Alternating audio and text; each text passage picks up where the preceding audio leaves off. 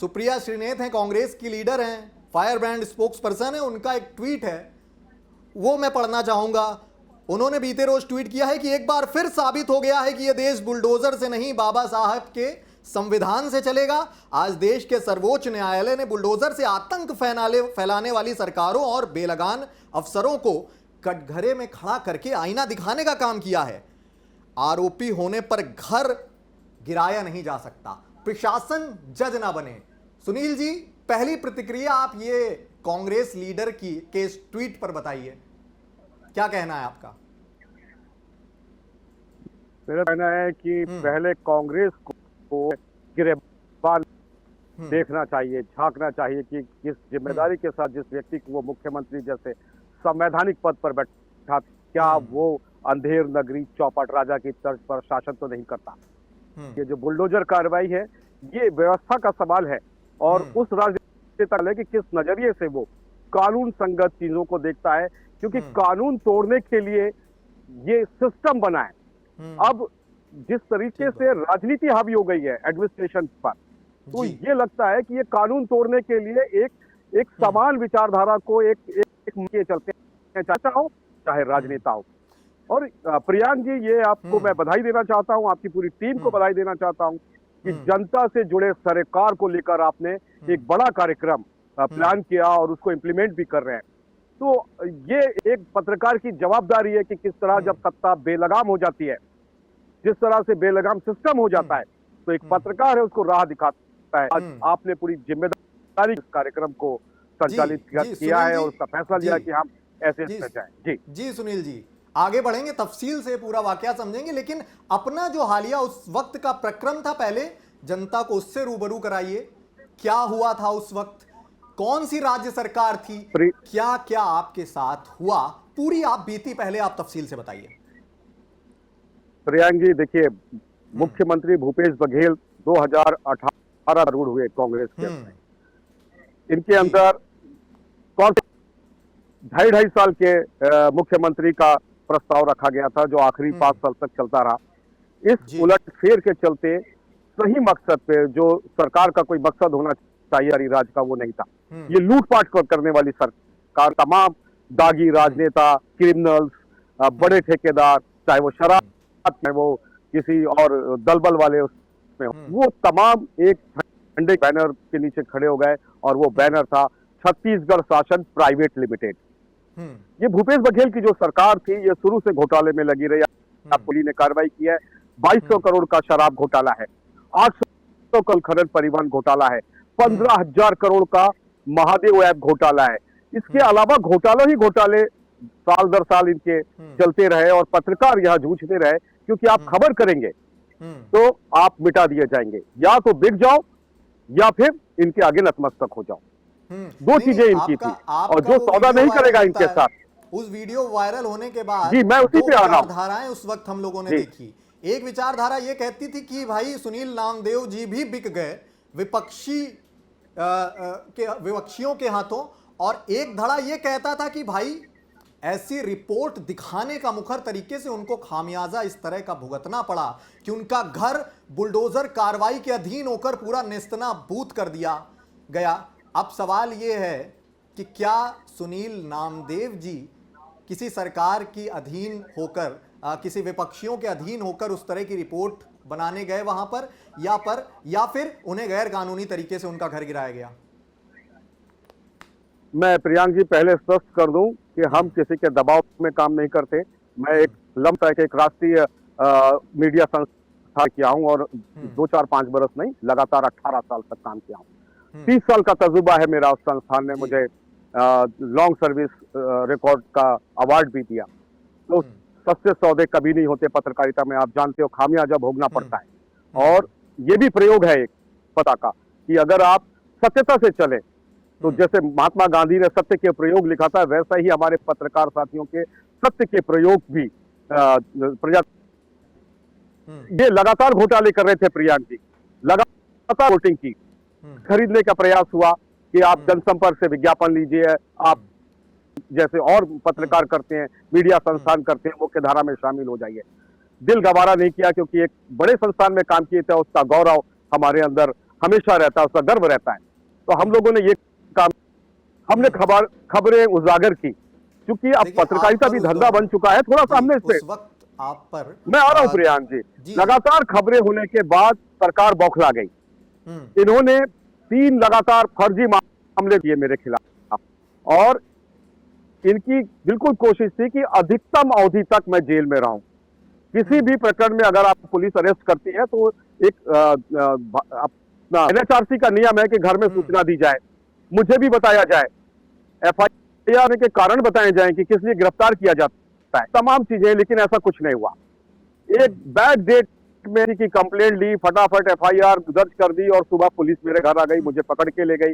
पकड़ने के बाद 4-5 आरोप लगा के और अपराध दर्ज कर दिया। जेब में आपके मकसद इनका साफ था कि आप झुक रखे जाओ। हुए थे आपने, क्या उस वक्त? इस तरह की बातें कही गई कि आपके जेब जी, में मैं ड्रग्स बरामद हुआ इन्होंने, था? फिर आ रहा हूं मैं सर, बिल्कुल ये पहला स्पेल था जब मुझे अंदर किया इन्होंने, हम्म और सब झूठे मुकदमे दर्ज किए। जब मैं जेल से छूटा जमानत पे 6 महीने बाद, मैंने दोबारा इस सरकार के खिलाफ सर अ, सर पहले इस तथ्य क्रियान्वित को किया कि स्पष्ट किस कीजिए कि तरह से आपकी ये, जेब में वो ड्रग्स की पुड़िया जानबूझकर रखी गई? जी आप ऐसा कह जी, रहे हैं? आपकी ये धर्मपत्नी लेके का आए ये थे बयान अपने वायरल साथ। हुआ था काफी ज्यादा। जी जी जी जी जी, मैं जी मैं स्मोक भी नहीं करता सर, मैं बता दूं प्रियांक जी। जी और ये लोग अपने साथ ये सब चीजें लेके आए थे। जी सीसीटीवी इन्होंने मेरे यहाँ का, ठीक है, हम्म इन्होंने वहां पे ड्रग्स प्लांट करने की कोशिश की। मैंने चीखना हम्म जैसे ही चिल्लाया कि हम्म देखिए ये कुछ रख रहे हैं मेरे जेब में, हम्म तो जो भी पुलिसकर्मी थे अलर्ट हो गए। हम्म इन्होंने उस समय, कुछ लोगों ने कैमरे भी चालू रखे थे अपने, हम्म और वो सारे वीडियो कैद भी हुए कि हम्म किस तरह, वहां गवाह भी थे, बहुत सारे लोग थे सड़क में जिस तरह ये कर रहे थे हरकत। हम्म उसने सीधा मुझे थाने ले गया, और उसके हम्म बाद एनडीपीएस का मामला दर्ज करके मुझे जेल भेज दिया। इसमें हम्म किसी भी तरह की जो एनडीपीएस के लिए मुकदमा दर्ज करना होता है, उसकी एक हम्म प्रक्रिया होती है, किस तरह किया जाए, उसका पालन नहीं किया हम्म गया।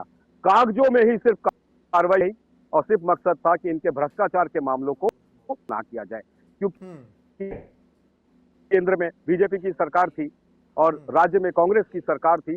ईडी अलर्ट थी। ईडी इसलिए अलर्ट नहीं थी कि राजनीतिक धरातल पर है ये कोई विपक्ष का मसला, ये था कि एक नियोजित रूप से करप्शन कर रही है, कि सिस्टम पूरा करप्ट हो चुका है, उस पर ईडी ने कार्रवाई की थी, उसकी हमने खबरें बनाई, और कांग्रेस का और उसका बुलडोजर फिर खामियाजा आपके घर तब होगा पहुंचा और कि गर्जा। देखिए अब आज कांग्रेस के ये लीडर्स ही इस तरह बुलडोजर की बात जेल कर को, रहे हैं कि भाई बुलडोजर असंवैधानिक है, बुलडोजर कार्रवाई जो है भारतीय जनता पार्टी की सरकारें कानून संगत तरीके से नहीं कर आप रही इनसे हैं। कहिए और उस वक्त प्रमाण आप हैं कि अपने, कांग्रेस का बुलडोजर उस दौर में आपके घर चला था, गर्जा था, पूरा नेस्तनाबूद कर दिया था आपके आशियानों को। अब आप थोड़ा सा तस्वीर भी दिखाइए, पहले मैं बगैर किसी चाहूंगा। नोटिस से, आप देख सकते हैं, मैं, ये घर था किस तोड़ा गया है, आप देख सकते हैं, मैं दिखा रहा हूं, देखिए ये पेड़ों को भी नुकसान पहुंचाया गया। ये जंगल में घर है मेरा, खेत है, ये एग्रीकल्चर लैंड है और भूमि स्वामी की है, किसी की जी कब्जा की हुई नहीं है, हम्म लेकिन ये पूरा जंगल ने बहुत सारे हम्म पेड़ पौधे, और ये देखिए पूरा घर को तोड़ फोड़ कर दिया। हम्म और जो कहते हैं ना ग्राउंड जीरो, हम्म आप यकीन नहीं करेंगे, एक बुलडोजर लगाए गए घर तोड़ने के लिए। हम्म और हाई कोर्ट ने मामले को चैलेंज किया, इन्होंने हाई कोर्ट से नोटिस वापस ले लिया जो जारी किए मुझे। हुई दूसरे बुलडोजर दिन कार्रवाई, जैसे वो नए अभी नाम से कसीदे पेपर पढ़ते तोड़ हैं दिए कि गए। पहले नोटिस भेजिए। क्या आपके पास नोटिस कोई गया था कोई कि नहीं आपका नोटिस, घर गिराया कागजों जा में रहा है? नोटिस है सब इनके, बिल्कुल नहीं। हम्म ये बिना ये आपको कांगो अपना इंफॉर्मेशन प्रतिनिधि दिए, मंडल पूर्व गठित जानकारी करना दिए, चाहिए, आपका घर गिरा दिया गया। बिल्कुल। और सबसे बड़ी चीज, ये घर मेरे नाम पे नहीं, मेरी पत्नी के नाम पर है, जी, वो कोई आरोपी नहीं है कहीं पर, सिर्फ क्योंकि इस मैं उस घर बिहाफ में पे, रहता हूं, इसलिए गिरा दिया सिर्फ इस जाएगा। बिहाफ पर आपका घर गिराया गया कि आप वहां पर रह रहे हैं और आपने संबंधित कांग्रेस सरकार के खिलाफ हाँ वो रिपोर्ट चलाई, वो खबर चलाई। हाँ, और और आप उन्होंने देखिए प्रियांक जी, जो जी मैंने रिपोर्ट की, जो डिस्क्लोज किए मैंने घोटाले, आज ईडी, सीबीआई, जी पीएससी घोटाला देखिए, हमने रिपोर्ट किया कि हम्म किस तरह बैकडोर से डीएसपी और डिप्टी कलेक्टर बनाए जा रहे हैं हम्म कांगो के बच्चों को। ठीक बात। आज उस पर सीबीआई जांच हो रही है। आप जी आपको कांग्रेस को प्रतिनिधि मंडल भेजना चाहिए कि हमारी सरकार ने क्या काम किया। हम्म अगर कोई अतिक्रमण कर रहा है कहीं पर, तो आप उसका हम्म तोड़िए, समझ में आता है। हम्म सरकारी जमीन पर कोई उस पे आप बुलडोजर, हम्म कोई नियम के विरुद्ध बिल्डिंग बनी है, उसपे कानूनी मोहर लगी हुई है कि ये नियम विरुद्ध है, आप उस पर बुलडोजर चलाइए, समझ में आता है। लेकिन एक पत्रकार का घर और अभी आपको क्लीन चिट के मिली खिलाफ हुई वो रिपोर्ट कर रहा है और बिक नहीं रहा है आपसे। हम्म, जी अभी नहीं, कोर्ट की बिल्कुल। ओर से आपको मैं क्लीन तो चिट मिली ये हुई प्रियांक जी कहना चाहता हूं कि इसकी जी अभी एक मामले में मुझे क्लीन चिट मिली हुई है, जिसको इन्होंने ऑलरेडी जो है रिकॉर्ड में दिखाया कि किस तरह मामले बढ़ा के इसको अधिकतम इसका एक क्रिमिनल रिकॉर्ड बनाया जाए। जी। एक रात में 4-4, 5-5 मुकदमे दर्ज कर दे रहे हैं और बोलते हैं ये क्रिमिनल रिकॉर्ड है इनका, एक रात में। और पूरी कांग्रेस मौन है, क्योंकि यहां पर एक चीफ मिनिस्टर का ऑर्डर चलता था, तानाशाही, और आप देख रहे हैं तानाशाही की सरकार का क्या हुआ। अच्छा, एक सवाल ये भी इनके फिर पूरे उठता अधिकारी है, तमाम लोग जिक्र करते हैं कि आप भारतीय जनता पार्टी की सरकार आते ही मुक्त हो गए, स्वतंत्र हो गए, तो भारतीय जनता पार्टी ये का बिल्कुल नहीं। संरक्षण भी क्या सरकार कोई भी हो, था, मैं इस तरह की आप ये बातें भी कहना थी। चाहूंगा जी, छत्तीसगढ़ में सिर्फ सत्ता बदली है, व्यवस्था नहीं बदली है। व्यवस्था वही है भूपे की, अच्छा, give and take. Hmm, corruption यहाँ पर सिस्टम में शामिल हो चुका है और बड़े पैमाने पे शामिल हुआ है।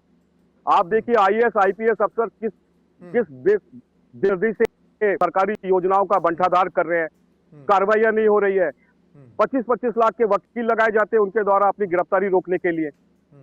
ये तो भारतीय प्रशासनिक सेवा के जो रंग ढंग है उसकी प्रयोगशाला है छत्तीसगढ़। इस पर विवेचना होनी चाहिए कि आईएएस आईपीएस अधिकारी जो ऑल इंडिया सर्विस के आ रहे हैं उनका कोड ऑफ कंडक्ट कैसा है यहाँ पर।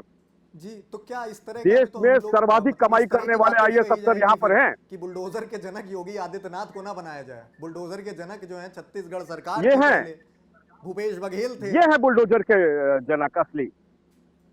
देखिए योगी आदित्यनाथ की मैं लिस्ट कह सकता हूं कि योगी आदित्यनाथ की जो कार्रवाई हुई है वो वैधानिक दायरे में कहीं पर ना कहीं कुछ ना कुछ उस पर खोट रहा होगा, तभी इतना बड़ा डिसीजन हुआ है। अदरवाइज बुलडोजर तो पहले भी चलते रहे हैं और अतिक्रमण पे या आपका किसी ये गैर कहना है कि कानूनी कुछ गतिविधियों अनियमितता पे हुई चले तो होगी, बात उसके बाद समझ में सुप्रीम आए। कोर्ट को इस तरह की बात कहनी पड़ी, आप ऐसा कह रहे हैं? बिल्कुल बिल्कुल, जांच में कहीं ना कहीं गड़बड़ी होती है, कई बार जल्दबाजी हो जाती है। जैसे छत्तीसगढ़ में जांच ही नहीं हुई कि और बुलडोजर चला दिया गया। तो ये सिस्टम का दोष है और सिस्टम को आज की स्थिति में और पारदर्शी बनाना चाहिए, खासकर बुलडोजर वाली कार्रवाई में। दूसरा, इनकी जिम्मेदारी तय हो, जो सिविल एमेंटिटीज है, जो नगर निगम है, नगर पालिकाएं हैं, आखिर ये कैसे वो नक्शे पास कर देती है? अगर नक्शा पास नहीं है तो समय पे कार्रवाई क्यों नहीं करती? इस दिशा पर भी कदम